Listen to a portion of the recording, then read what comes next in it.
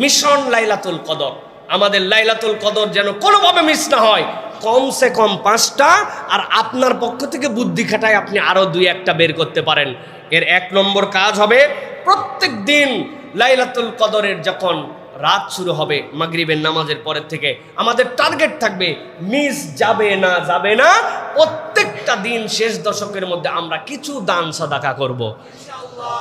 মা বোনেরা যারা আছেন ওনারা কেমনে রাত্রেবেলা ফকির মিসকিন খুঁজে পাবেন, দান করবেন কেমনে? বাড়িতে আলাদা বক্স বানায় রাখবেন, আলাদা একটা পট বানায় রাখবেন, আলাদা একটা পদ্ধতিতে রাখবেন যে ওই রাত্রে অন্তত আমার পক্ষ থেকে কিছু দান করে রাখলাম, পরে দান করে দিব। কিন্তু আল্লাহ বলেছেন লাইলাতুল কদর এটা রাত, সুতরাং এই রাতের মধ্যে আমার সাদাকা যেন মিস না হয়। আমি যেন প্রত্যেক দিন আল্লাহর কাছে বলতে পারি, একবার যদি মিলে যায় কমসে কম 1000 মাস উপরে কত, 1 টাকার বদলে কমসে কম 1000-এর উপরে কত আল্লাহ কেবল জানেন। অতএব দান সাদাকা মিস করা যাবে না।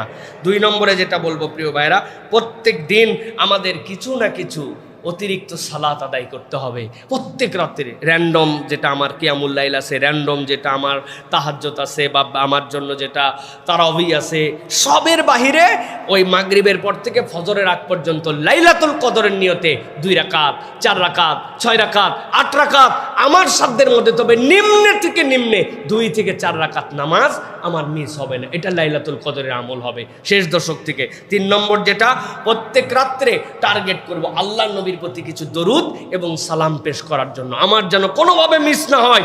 শেষ 10 দিন বড় চার্ট বানায় রাখছি, দান ইয়েস হয়ে গেছে, তারপরে আমার জন্য সালাত ইয়েস হয়ে গেছে, বড় করে টেবিলের নিচে, ডাইনিং টেবিলে, দরজার সামনে।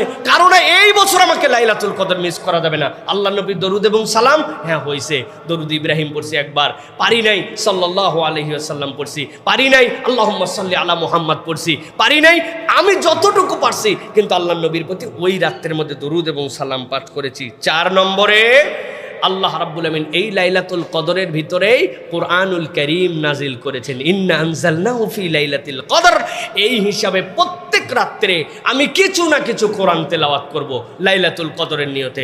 ভাই এত ব্যস্ততার মধ্যে পড়ে গেছিলাম, ঠিক আছে আলাম তারা থেকে সূরা নাস আপনার মুখস্থ, আপনি নিয়ত করছেন আলাম তারা থেকে সূরা নাস, এইটুকুই মুখস্থই তেলাওয়াত করছি, সূরা 3 মুখস্থই তেলাওয়াত করেছি, সূরা দোহা মুখস্থই তেলাওয়াত করেছি, সূরা ইয়াসিন যে কয় আয়াত পারি মুখস্থ তেলাওয়াত করেছি। কিন্তু আমি লাইলাতুল কদরের নিয়তে আমি কিছু কোরআন তেলাওয়াত করব ইনশাআল্লাহ, পারবো ইনশাআল্লাহ।